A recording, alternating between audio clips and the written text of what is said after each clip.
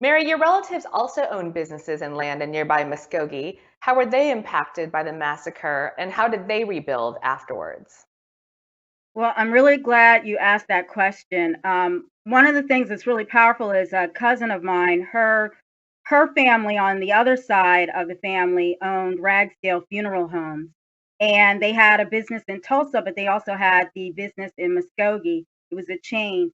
And one of the things that happened, to Paul's point about the countless number of people who were killed, is that there were bodies that floated down the Arkansas River, and local residents ran to her great grandfather and said, you have to come to the river because we have to get these bodies out of the river. It was that extensive. It was that extensive.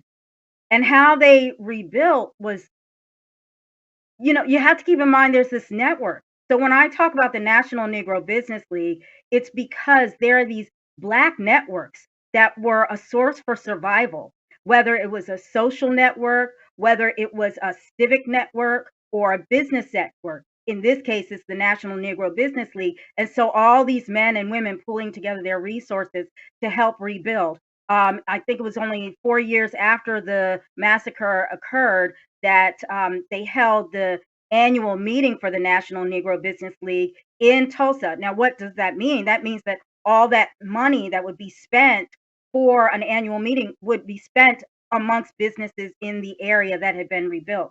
So it's Right. very important to note the support of the larger Black community to help rebuild Tulsa.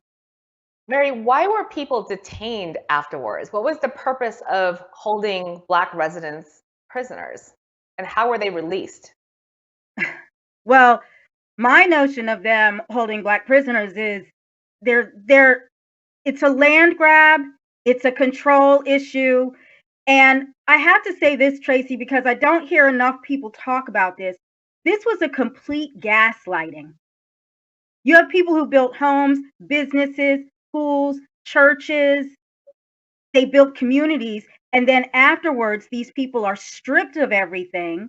They're forced into subservient positions. And then the new narrative, which really is kind of like a renewed narrative, is they don't appreciate education. They don't have a sense of faith. They don't understand community. They don't like a beautiful community to live in. They don't have entrepreneurial spirit, and they don't understand business. So they have to work under the intellectual white community members. And I think that's And they very work for important.